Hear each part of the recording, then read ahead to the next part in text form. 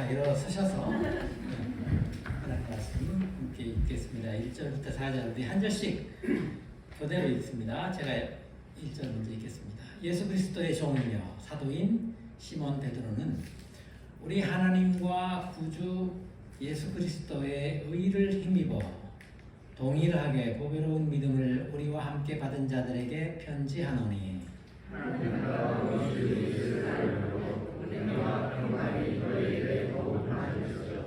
그의 신기한 능력으로 생명과 경건에 속한 모든 것을 우리에게 주셨으니 이는 자기의 영광과 덕으로서 우리를 부르신 이를 알므로 말미암음이라.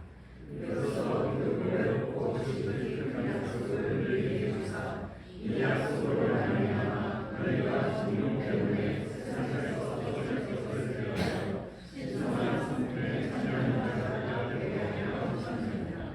아멘.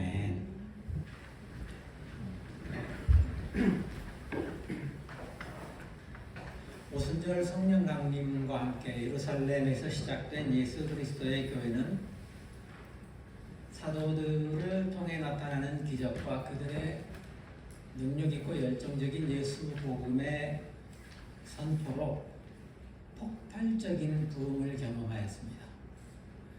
이것을 못마땅하게 여긴 유대교 당국에서 교회를 핍박하니까 예수 믿는 사람들이 예루살렘을 떠나서 로마 제국 곳곳으로 피난을 갔는데 가는 곳마다 거기서 또 예수를 전해서 여기저기 교회가 생겨나게 되었습니다. 그래서 원래는 유대와 예루살렘이라는 아주 작은 지역에서 일어났던 지역 운동이었던 이 예수 운동, 예수의 교회가 세계적 운동이 되어버린 겁니다.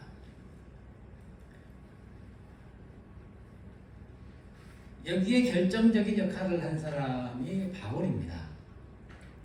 바울은 예수 믿는 사람들을 제일 못마땅하게 생각하고 아주 잡아들이는데 앞장서던 사람이었는데 하나님의 섭리 가운데 패심을 하고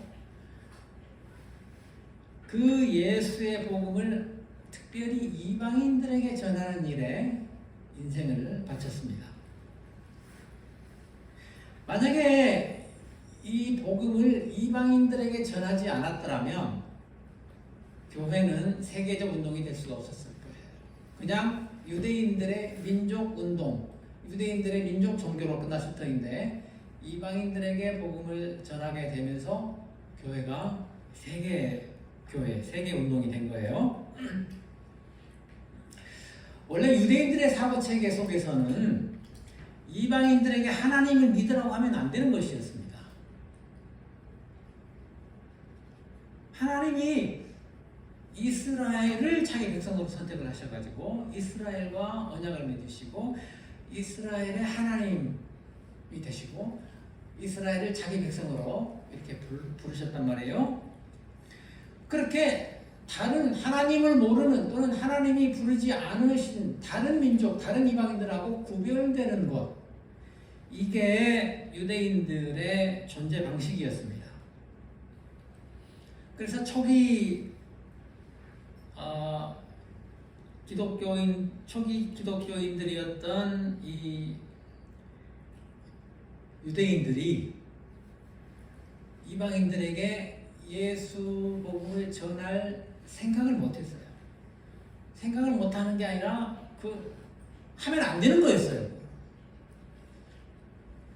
그런데 안디옥으로 도망가서 거기에 교회를 세운 사람들이 주변에 있는 그리스 사람들에게 예수 복음을 전한 거예요. 그랬더니 이 그리스인들이 예수 복음을 받아들이고 교회에 나오기 시작하는 아주 뜻밖의 일이 벌어져 버린 것입니다.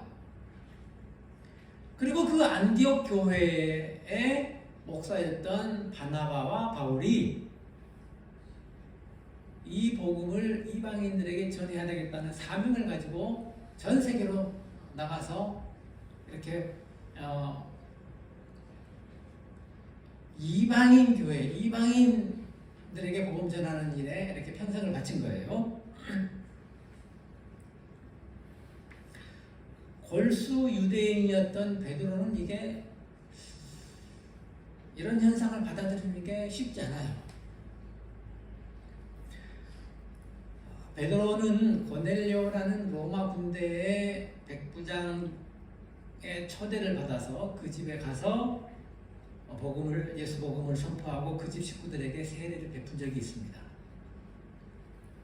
로마인에게 예수의 복음을 전하고 세례를 베푼다는 것은 유대인으로서 할 짓이 아니었어요. 그런데 베드로가 그 일을 한 것은 가기 전에 하나님이 그에게 환상을 보여주셨단 말이에요. 하늘에서 뭐 광줄이인지 보자기인지 이 줄에 매달려서 내려오는데 보니까 안에 율법에 금지된, 먹어서는 안 되는 각종 그런 짐승들이 들어있는 거예요. 그러면서 하늘에서 소리가 들려왔습니다. 하나님이 말씀하시는 거죠. 베드로야, 이것들 잡아먹어라. 그러니까 베드로가 펄쩍 뛰면서 말하죠. 이런 속되고 깨끗하지 못한 것들 저는 지금까지 먹어본 적도 없고 앞으로도 절대 안 먹을 겁니다. 율법에 충실해야 되니까. 그게 하나님이 자기 백성으로 부르신 이스라엘로 사는 방법이니까. 그랬더니 하늘에서 또 음성이 들려오죠.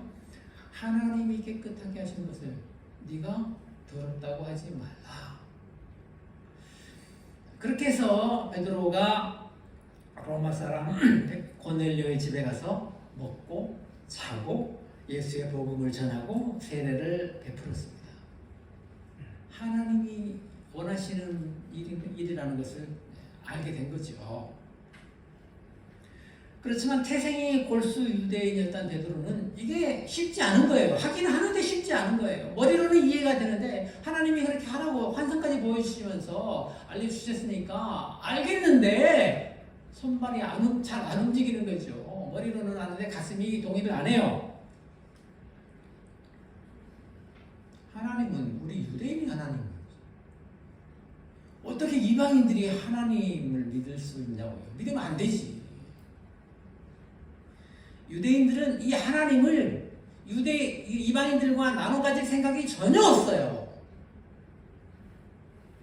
그게 베드로 몸에 배었단 말이에요. 평생 그렇게 살았으니까. 그렇지만 이방인들이 예수를 믿고 그리스도인이 된 일들이 이렇게 일어나면서 교회들이 생겨나고 세월이 많이 흘렀죠. 특히 바울의 헌신적인 사역의 결과로 로마 제국 전역에 유대인과 이방인들이 함께 모이는 교회들이 생긴 거예요. 상상도 할 수 없는 일들이 지금 이 예수의 교회라는 이 운동을 통해서 일어나고 있었던 거죠.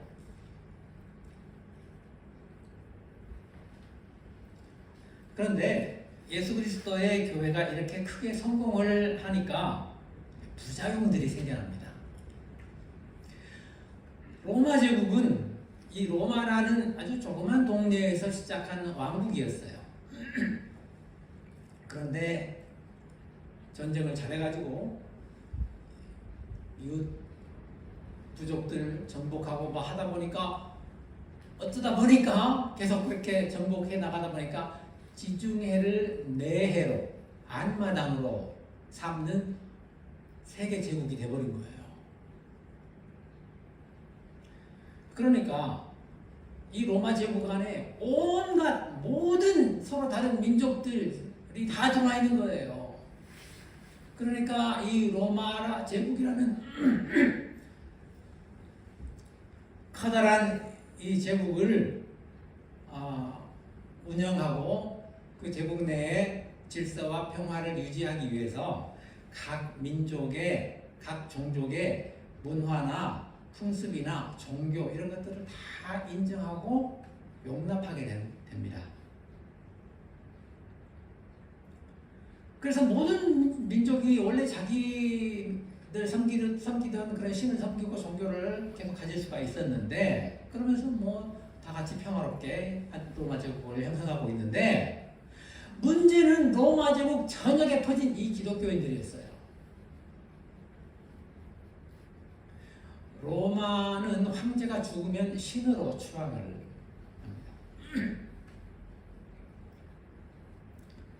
어떤 황제들은 살아서도 신 행세를 했어요. 그런데 기독교인들은 로마 황제가 뭐 죽었든 살았든 이 로마 황제를 신으로 섬기는 건 죽어도 못하겠다는 거예요. 그래서 기독교인들에 대한 대대적인 박해가 시작이 됩니다. 가장 악독했던 박해가 네로 황제 시절이었어요. 그 네로 황제의 박해 때 바울도 순교당하고 베드로도 순교를 당했습니다. 교회를 무너뜨리는 또 하나의 치명적인 세력은 이단이었습니다. 뭐든지 잘 나가면 꼭 짝퉁이 나오잖아요. 예수님이 베드로에게 너는 반석이다. 이 반석 위에다 내 교회를 세우겠다. 흔들리지 않는 아주 든든한 교회를 세우겠다. 그러면서 내 양을 먹이라. 이렇게 당부를 하셨죠. 교회를 세우는 것, 이것이 예수님이 베드로에게, 물론 베드로 한 사람한테만 해당되는 뭐 얘기는 아니지만 베드로가 대표니까 사도들에게 주어진 사명이란 말이죠. 교회를 세우는 것. 그러니까 예수님에게 배운 복음, 하나님 나라의 복음, 이것을 온 세계에 전하고 교회를 세우는 것이 이 베드로의 평생의 사명입니다. 같은 사명을 받은 바울도 베드로가 인정하는 동역자죠. 그렇게 해서 사람들이 예수를 믿고 교회가 생겨나는데, 자, 중요한 것은 예수님의 복음이 사도들에게 주어졌고 사도들이 이 복음을 전해서 교회가 생겨나는데, 아니 어디서 듣도 보도 못한 사람들이 나타나서 이상한 내용을 예수님이 사도들에게 가르쳐 주신 것이 아닌 다른 내용을 가르치면서 그것이 예수의 복음이라고 사람들을 미혹하는 것입니다. 이게 이단이죠. 자, 그런데 이단이 이렇게 가짜 거짓 교훈을 말하는 사람들이 꽃방귀도 끼지 않고 다 무시하고 그래야 될 것 같은데 실제로는 어떻습니까? 이단들이 참 재주가 좋은지 사람들이 다 그리로 몰려가는 것 같아요. 통일교에서 지금도 뭐 수만 명 모아가지고 수천 명, 수만 명 모아서 막 합동 결혼식 하는 거 보면 참 신기하기도 하고 이해도 안 됩니다. 도대체 왜, 뭐 때문에 뭘 믿고 뭐에 속아서 저렇게 할까? 신천지가 포교를 얼마나 잘해요?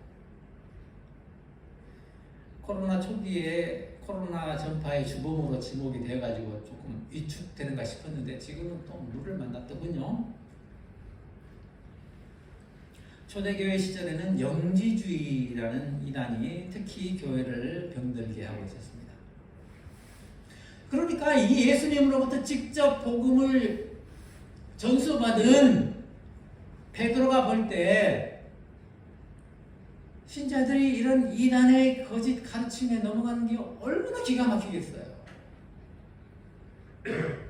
비록 예수님의 제자는 아니었지만 예수님의 복음, 이 예수의 복음을 가장 잘 이해하고 기독교의 이론적 체계를 완성한 사람이 바울이에요. 그 바울도 이 이단들이 활개치는 것을 보면서 아주 피를 토하는 심정으로 진리가 무엇인지 이렇게 설파를 하고 또 변호합니다. 로마 제국의 박해를 이기지 못해서 많은 신자들이 믿음을 포기하는 경우들이 생겨나요.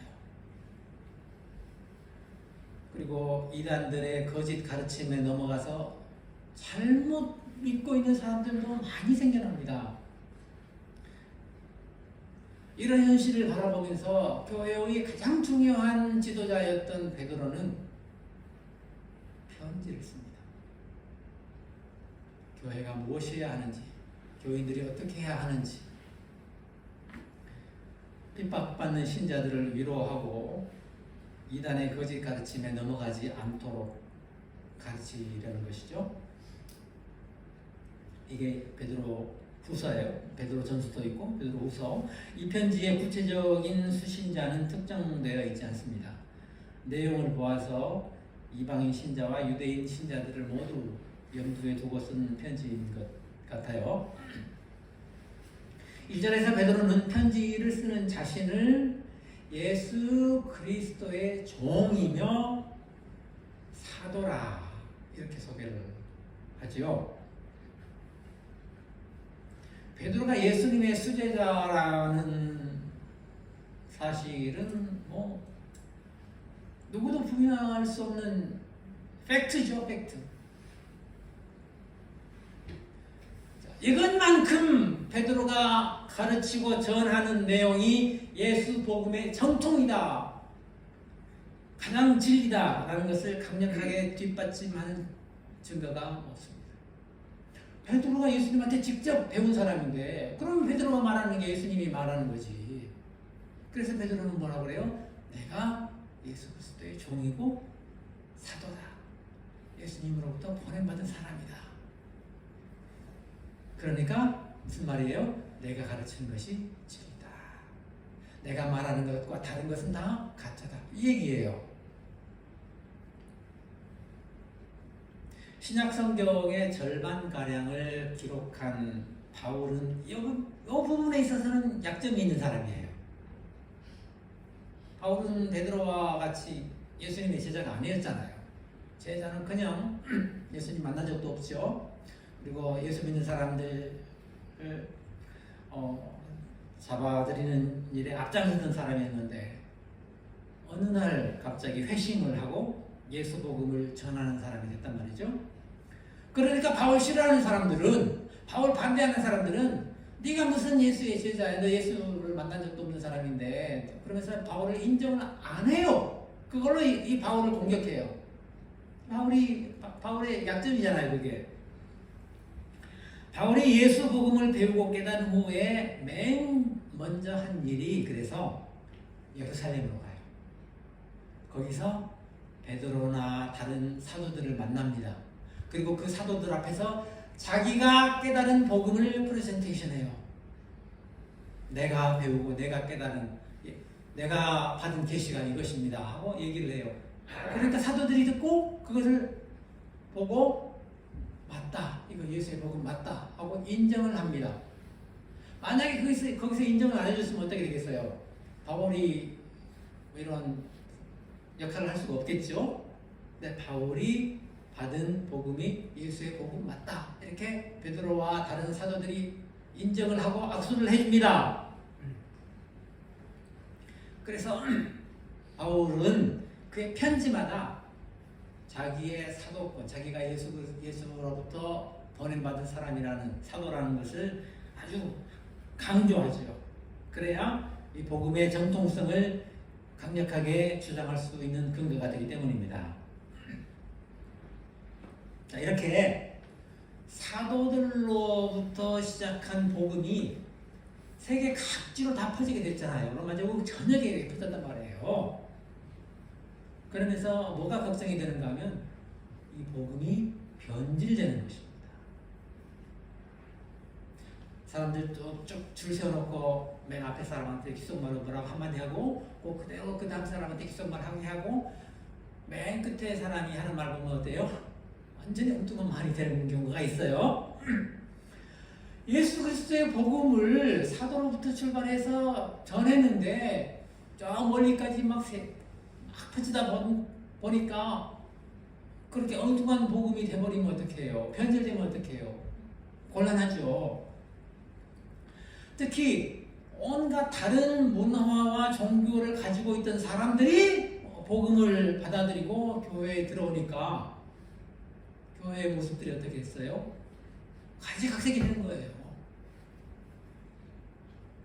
원래 예루살렘에서 시작했던 그 교회의 모습하고 저 로마 제국 저 변방에 있는 곳에 생긴 교회하고 같겠어요?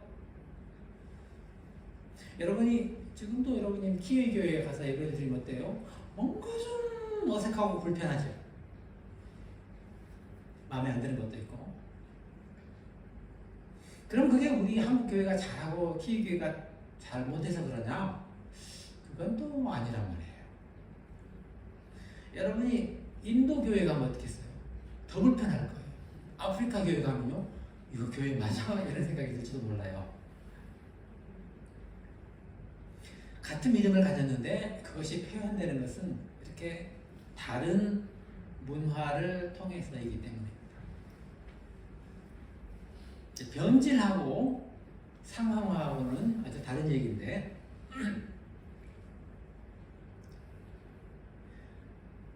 예수복음의 최초 수신자였던 베드로는 이런 다양한 모양의 이방인 신자들을 향해서 뭐라고 하는가 보세요.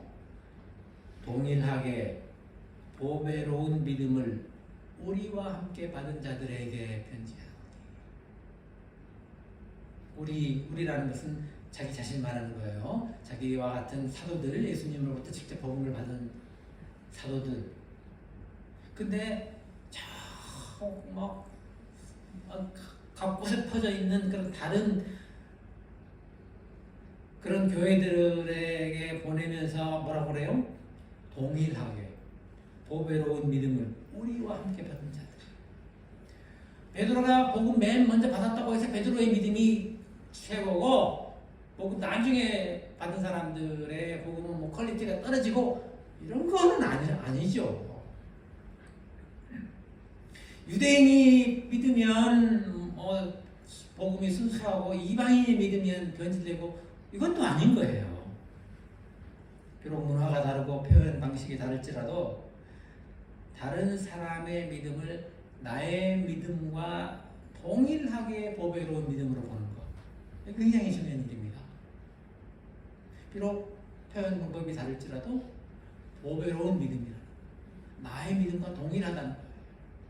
왜요? 그 믿음은 동일하게 우리 하나님과 구주가 되시는 예수 그리스도의 의를 힘입어 주어졌기 때문입니다. 그리고 동일하게 우리에게 구원을 가져다 주기 때문이죠. 2절에서 베드로는 이렇게 인사말을 합니다. 하나님과 우리 주 예수를 알므로 은혜와 평강이 너희에게 더욱 많을지어다. 제가 이 말씀을 읽으면서 내가 전에도 이 말씀을 읽었을 텐데 왜 이걸 내가 몰랐지 하는 생각이 드는 거예요. 하나님과 우리 주 예수를 알므로 은혜와 평강이 너희에게 더 많을지어다. 은혜와 평강은 신약 성경에서 아주 전형적으로 사용되는 인사말이에요. 은혜와 평강이 있을지어다. 은혜와 평강을 그렇게 축복으로 말하는 거예요. 은혜는 뭐예요? 아랫사람이 윗사람으로부터 받는 혜택입니다. 아랫사람이 윗사람한테 은혜를 베풀 수는 없죠. 그런데 여기서 말하는 은혜는 당연히 하나님으로부터 우리가 받는 그런 혜택이죠. 우리 피조물이 창조주로부터 이 혜택 안 받고 어떻게 살 수 있습니까? 우리는 하나님의 은혜 아니면 살 수 없는 존재예요. 그래서 반드시 은혜가 필요한 사람들입니다. 우리는 늘 은혜를 사모합니다. 평강은 샬롬, 신약성경에서는 그리스어로 에이레네입니다. 하나님과 그의 백성 사이에서 이루어지는 이 최상의 관계를 샬롬이라고 해요. 사이가 좋은 거예요. 부부 사이가 좋을 때하고 냉랭할 때하고 다르죠. 하나님과 우리 사이에 이 샬롬, 이 평강이 깨져버리면 어떻게 되겠습니까? 살기가 상당히 힘들겠죠. 부부 사이도 이 평강이 깨지면 살기가 불편한데, 하나님과 평강이 깨지면 우리는 살아갈 것이 없죠.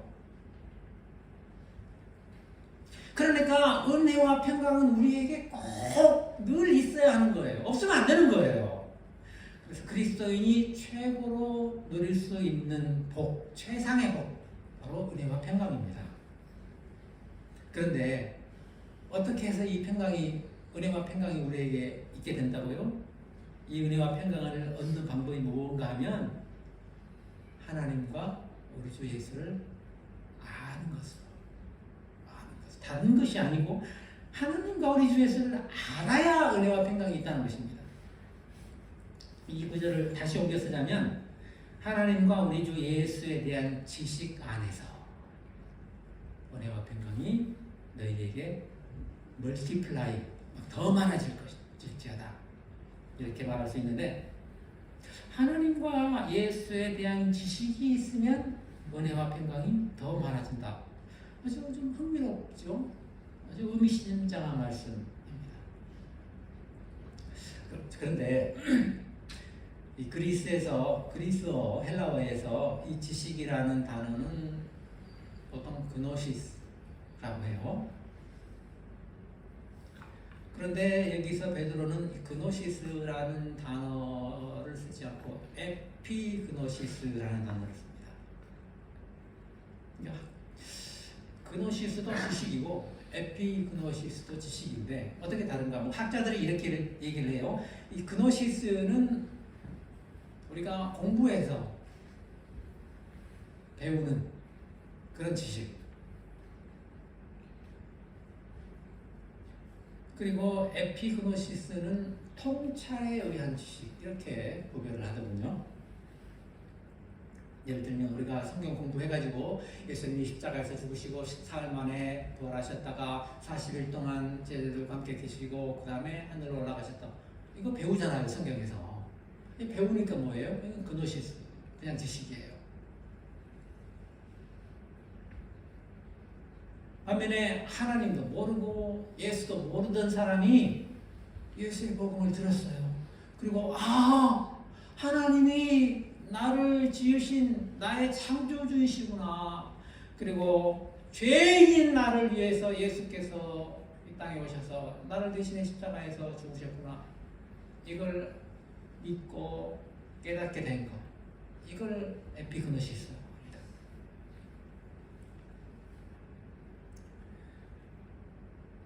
베드로는 우리가 누리는 은혜와 평강의 근원이 바로 이 지식, 이 에피그노시스라고 하는 거예요. 은혜와 평강은 그러니까 예수 믿은 사람들이, 예수 믿은 사람들만 누릴 수 있는 그런 특권이 되겠네요. 그렇다면 우리 다 예수 믿었으니까 은혜와 평강이 당연히 우리에게 넘쳐야죠. 왜냐하면 우리 다 알잖아요. 우리 그 지식 가지고 있잖아요. 에피그노시스, 예수와 하나님에 대한 에피그노시스 가지고 있잖아요. 중요한 것은 우리가 그것을 인식하고 실제로 누리고 있는가 하는 것입니다.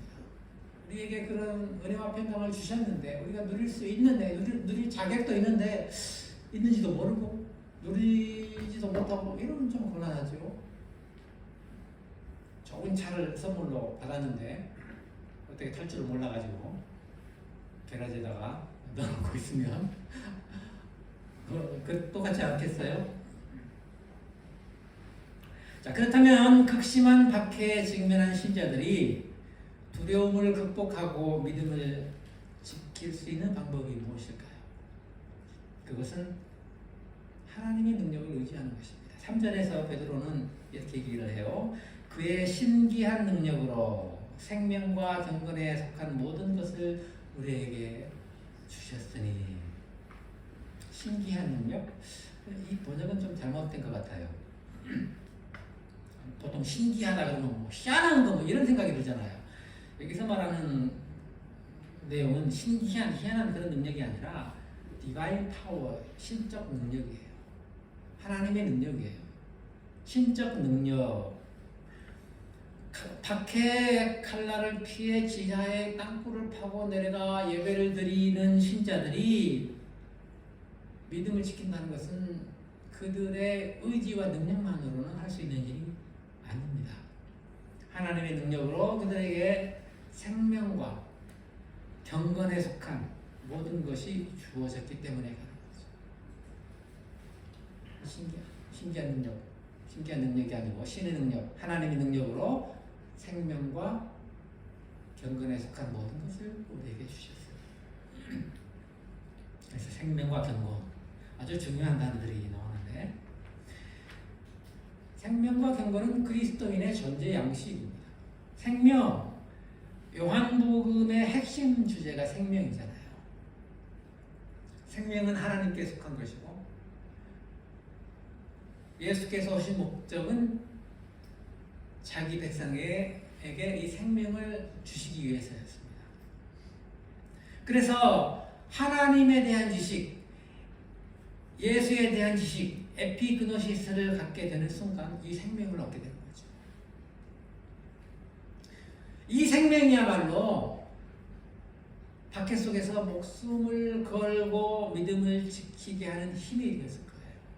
비록 이 땅의 지배자들이 내 목숨을 빼앗아갈 수 있을지 모르지만 하나님이 주신 이 생명에는 손댈 수 없다는 이 확신이 그들로 하여금 이 박해를 견디며 믿음을 지키게 하는 힘이 되었습니다. 경건은 godliness, 쉽게 말하면 하나님처럼 이라는 뜻이에요. 율법의 주제가 무엇입니까? 레위기 11장 45절 말씀이에요. 내가 거룩하니 너희도 거룩하라. 이게 율법 주신 목적이에요. 하나님은 자기 백성이 자기처럼 살기를 원하셨어요. 그렇게 살아가고 주신 게 율법이란 말이죠. 그리고 그렇게 사는 것을 경건이라고 해요. godliness. 하나님처럼 사는 거예요.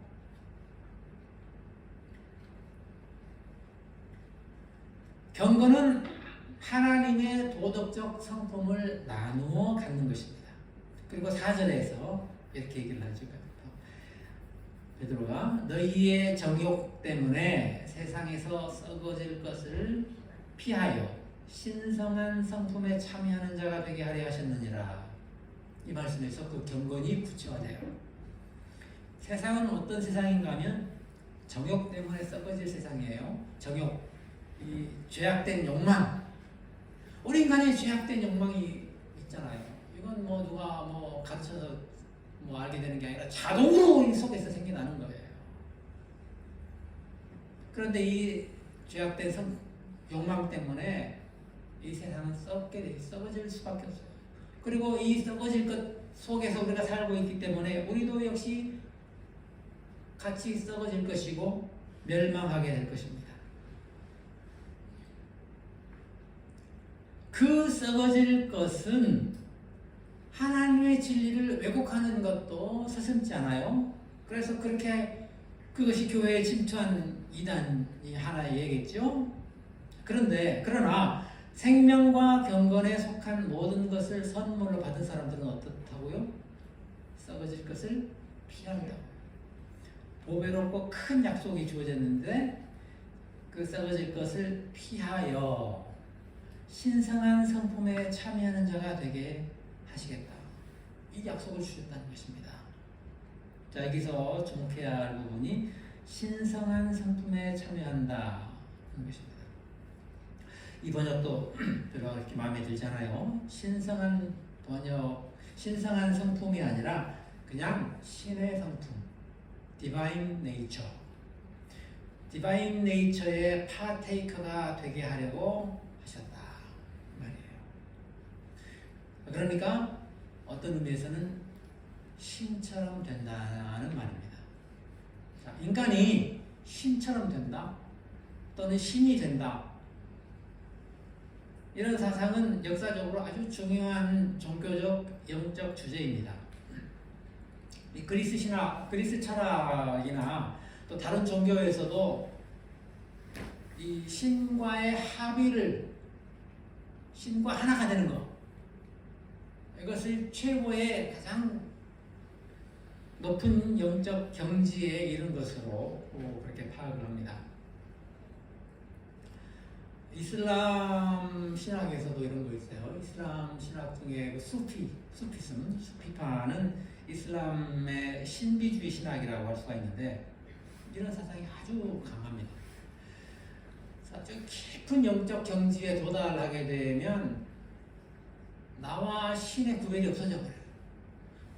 내가 생각하는 것이 신의 생각이고, 내가 말하는 것이 신의 말씀이고, 그래서 내가 하는 행동도 신의 행동이 되는 거예요. 그리고 나의 존재 자체도 신의 일부가 되어버리죠. 어떤 소피 신학자는 자기 자신을 가리켜서 이 누더기 안에 있는 것은 신뿐이다, 이런 대담한 주장까지 하게 돼요.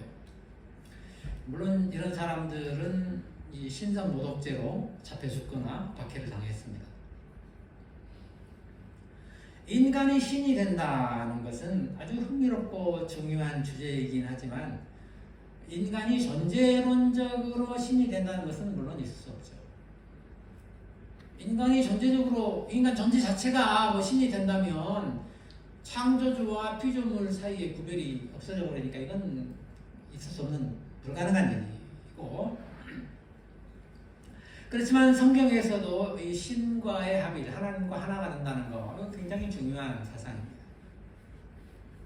구약 성경에서 하나님의 영이 사람에게 임하셔가지고 예언을 하는 그런 장면들을 묘사하는 것을 보면 인간의 자의식이 없어지잖아요. 자기가 무슨 말을 하는지 몰라요. 그냥 하나님이 주시는 말씀을 막 하는 거죠. 하나님이 거기에서 활동하시는 거예요. 인간의 자아는 없어지고, 이것도 일종의 신과의 합일이라고 할 수가 있겠죠. 신약에 와서 예수님께서는 너희가 내 안에 거하고 내 말이 너희 안에 거하면 무엇이든지 원하는 대로 구하라고요. 그리하면 내가 이루리라. 그래서 거짓 네이처는 피하고 디바인 네이처를 갖게 된다는 것이죠. 이게 그리스도인의 실존이 되어야 한다는 것입니다. 오늘 우리가 하나님을 안 믿는 건 아니에요. 그렇죠? 우리가 하나님 안 믿는 사람 있습니까? 우리 하나님에 대한, 예수 그리스도에 대한 에피그노시스 다 가지고 있잖아요. 다 알고 믿잖아요. 믿기는 잘 믿는데 문제가 뭐예요? 하나님과 내가 합의를 이루지 못하고 있어요. 하나가 되지를 못하고 있어요. 하나님 따로 나 따로. 이게 우리 현실이란 말이죠. 성령께서 내 안에 계시고 예수님의 말씀이 내 안에 거하는데 내 말과 내 생각, 내 행동에 하나님의 성품이 보이지 않아요. 저도 이게 가장 큰 괴로움입니다. 내 성품이, 나의 성품이 하나님의 성품에게 양보를 안 하는 거죠. 디바인 네이처를 우리가 받았는데, 그래서 그 하나님의 성품이 내 안에서 역사를 하시려고 하는데, 나의 네이처가, 내 성품이 하나님의 성품을 밀어내는 거예요. 양보를 안 해, 자리를 안 내주는 거예요. 신자들의 수가 많아지고 교회가 힘을 갖게 되는 것이 교회의 성공이 아닙니다. 그런 교회 세우라고 베드로에게 너는 반석이다, 이 교회 반석 위에 교회를 세우겠다 하신 게 아니란 말이에요. 신자들이 신의 성품에 참여하게 되는 것. 예수님은 이런 교회를 베드로를 통해서 세우고 싶어 하지 않으셨겠어요? 그리고 그런 교회가, 그런 진짜 교회가 모진 박해와 거짓된 이단의 홍수를 이겨내고 승리할 수 있습니다. 오늘 여러분의 표정 속에, 그리고 여러분의 모든 말과 행동에 하나님의 성품이 묻어나오는 신의 성품에 참여하는 자들이 다 되시기를 축복합니다.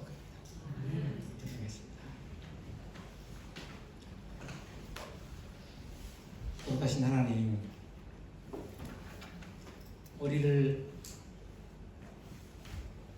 하나님의 형상을 따라 지으시고, 그리고 그 하나님의 생명을 나누어 주셔서 하나님과 교제하며 하나님처럼 살게 해주셨습니다. 그 하나님의 형상을 우리가 잃어버리고 깨뜨려서 하나님을 떠났을 때 다시 우리 주님 예수를 이 땅에 보내주시고 우리 대신 죄값을 치르게 하심으로써 다시 생명과 경건을 우리에게 주셔서 하나님의 자녀로 살게 해주셨습니다. 하나님께서 하나님의 능력으로 우리에게 생명과 경건을 주셨고, 그래서 이 땅에, 이 세상에 썩어질 것을 피하여 하나님의 성품을 가지고 살도록 부르셨고 그렇게 만들어 주셨습니다. 그런데 우리가 여전히 세상에 썩어질 것을 다 피하지 못하고 하나님의 성품 온전히 따르지 못하고 이렇게 살아가는 모습을 가지고 있사오니 우리를 불쌍히 여겨 주시옵소서. 우리에게 믿음을 더하여 주시옵소서. 우리가 늘 하나님과 평화하며 평강을 누리며 살도록 우리 속에 거짓되고 악한 것들을 제하여 주시옵소서. 그래서 우리가 하나님의 성품, 신의 성품을 가진 그런 자들, 그렇게 되어서 참으로 하나님의 교회를, 우리 주님이 정말로 간절히 원하셨던 그런 교회를 세우게 하여 주시옵소서. 우리 주 예수님의 이름으로 기도합니다. 아멘. 찬송 452장 함께 하겠습니다.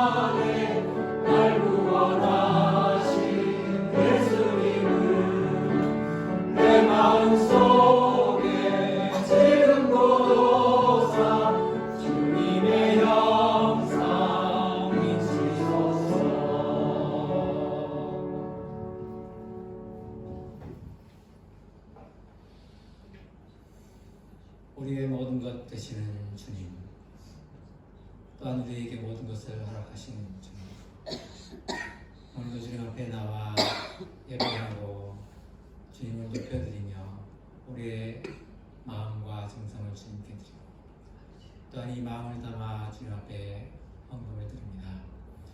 우리가 수고하고 일하여 얻은 소득 중에 하나님의 것을 구별하여 드리는 예물과 하나님이 우리에게 베푸신 은혜들을 기억하며 감사하는 예물들, 또 특별히 목적을 정하여 하나님께 드린 여러 가지 선교의 제물들 하나님께서 받으시고 하나님의 거룩하신 뜻에 합당하도록 귀하게 사용하여 주시옵소서.